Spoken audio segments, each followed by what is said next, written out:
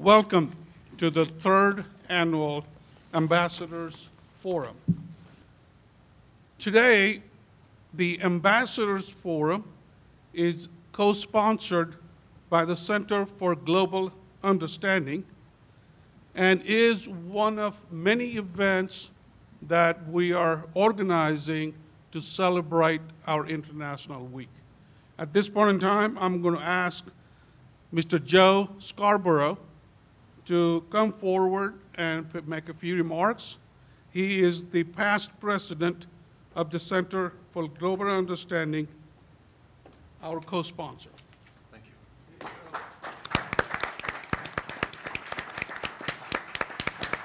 Do I really need that mic? Welcome to this event tonight, and I believe that you will find this truly a wonderful program that we have brought to Lubbock, that the International Cultural Center, the Office of International Affairs, has brought to Lubbock, and that it should keep coming back. That's the key. And what you're going to hear tonight, just take advantage of it, absorb it, and ask them every question you can think of when it's done. Thanks a lot for being here. We appreciate it. Look forward to next year.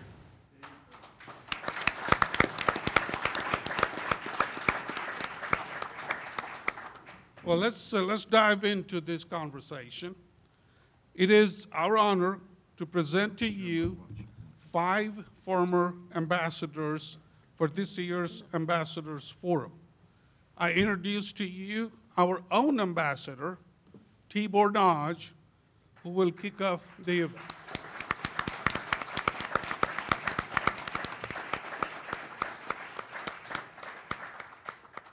Good evening, ladies and gentlemen. It's a delight to be back in Lubbock, Texas. And I'm going to be very quick because the program is going to be with these phenomenal people. But tonight, we have for you not only the president of the American Academy of Diplomacy returning for his 4th visit to Lubbock. He just wants to keep coming back. But we also have 3 of the distinguished members of the Academy. And with these 4 phenomenal people, you have the whole world covered, every region, but also every thematic theme you can think of, whether it is terrorism, whether it is alliances, whether it's migration, and especially trade. Now, last year when we were talking about what theme should we do this year, Ambassador Newman was very prescient. He said, well, we'll be more than a year into the Trump presidency, so let's look at the president's foreign policy and trade policy. And I thought, oh my gosh, that's going to be so boring. And no, actually, very prescient. And we were thinking maybe we had to cancel this because we wouldn't have enough material to go on. We were wrong. Anyway, please give a West Texas warm welcome to the distinguished panel.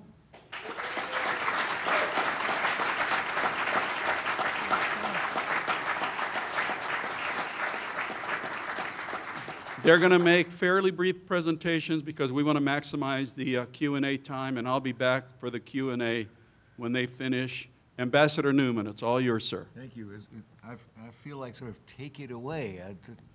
I expect to see a curtain rise and a roll of drums. Probably just as well that there isn't. I think you have programs that have bios in it. Is that correct? So we won't spend time introducing ourselves. If you wonder why is that person talking about that subject, you can quickly thumb back to your program. But I'm not seeing many programs. Did you get? All right, then let's do a quick bio then run here before we get started. I'm Ron Newman. I was ambassador in Algeria, in Bahrain, and in Afghanistan, served in Iraq, and was a deputy assistant secretary in the Middle East Bureau, so most of my career was Middle Eastern. We'll just go down and circle back. Okay. Hi, I'm Tony Wayne. I was last ambassador in Mexico. Before that, deputy ambassador in Afghanistan. Before that, ambassador in Argentina. Before that, assistant secretary of state for economic and business affairs. And before that, the principal deputy assistant secretary for Europe. And a bunch of other things that I did over 40 years as a U.S. diplomat. Good evening. I'm Susan Ziadi. My last assignment was Deputy Assistant Secretary in the Near East Bureau of the Department of State. I was ambassador to the state of Qatar. I was the Deputy Ambassador to the Kingdom of Saudi Arabia. I did a tour of duty also in Iraq and spent a 23-year career mostly in the Middle East with a couple of assignments in Washington, all focused on the Middle East. Good evening, everyone. My name is Marcy Rees. I spent most of my career in Europe, but I have also served in Iraq, and I have been ambassador to Bulgaria, to Albania, chief of mission in Kosovo. I have done some work on arms control, and I've been principal deputy assistant secretary for Europe. So you see, we got a pretty good spread, and there were a little light on Africa, but Tibor's Nagy is down in the audience, so he could be drafted. We got that flank covered. The American Academy of Diplomacy, the outfit that brings us to you, is a small group of former senior diplomats, mostly career, but some political appointees, some CIA, military as well. Its mission is strengthening American diplomacy and explaining it. So we have one side of us that does a certain number of studies and things, mostly focusing on badgering the Department of State to clean up its act and perform better. This year, a lot has been focused on trying not to have the Department of State destroyed by a rather awkward reform process, which managed to come up with a few good ideas at a price of pain, not just pain that was out of proportion, but a hollowing out of our diplomatic capacity that we're likely to be facing for a long time, and which Mr. Pompeo, if he's confirmed, said he's going to reverse. So that proves it's not a partisan position. The other theme of the Academy is talking to Americans about what it is diplomats do, and what is this business of diplomacy, and why do we think it's important. And tonight's program is very much a part of that. I will just take one more moment for commercial announcement, and that is that in our effort to reach out, we have started 2 new podcasts, which some of you, if you listen to podcasts when you have long drives, which in Texas is pretty easy, might be interested in, and you can find them on our website at American Academy of Diplomacy. But basically, one's called The General and the Ambassador, and it's a series that's continuing of commanding generals and the ambassadors they worked with. What did they do together? How did they cooperate? The lead one is General Petraeus with Ambassador Crocker on Iraq, but there's also one about how they built relations policy to deal with the Russians in Ukraine. The other is called American Diplomats, and it is short, half-hour kind of what did you do and where did you do it, a variety of different accounts, some mostly ambassadors, but we're now putting up some more junior officers, all kinds of stuff from dealing with thugs and drug lords to riots and mobs, and the usual daily business of diplomacy. So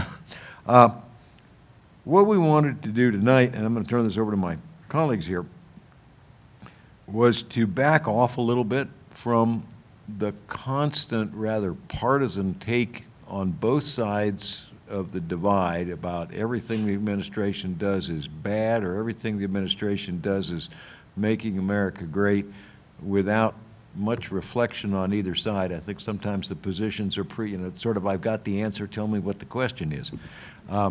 We're trying to get away from that tonight on several bases. One is professional diplomats, which we are, organized somewhat like the military with entrance exams and recruitment from the bottom and time in class, and you have to get promoted or you get removed.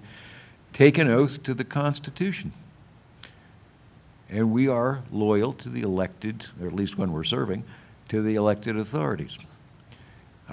But so, for instance, just take me as an example. I'm rather critical of this administration on Syria, and I think they're doing about the right thing on Afghanistan. We're not all one place. So we wanted to stand back. We wanted to say, okay, we're a year in. What can we say on balance about where we are in some really important policy areas? One, the struggle with ISIS and Al-Qaeda, Susan's going to talk about. One, the interest, the sort of normally boring issue that nobody wants to hear about, trade, that Tony's got. It's a little livelier these days. And Marcy taking up, Ambassador Reese taking up the flank of alliances. And now, there's certain constants that have been, or certain things which have been constants of American foreign policy for 70 years. Open trading relations, multilateral agreements, alliances. Trade is good, allies are important. And a number of those things are now in question. Are alliances important? Does it matter how much? Cold War's over. Are we getting taken in trade alliances? These things were staples of American foreign policy and American belief for really the whole period since the end of World War II. And people are raising genuine questions. And so the issue is not to come out and say, well, it was always that way and it always should be, but to say, okay, where are we in a year? What's changed? What has not really changed so much? And what does that mean?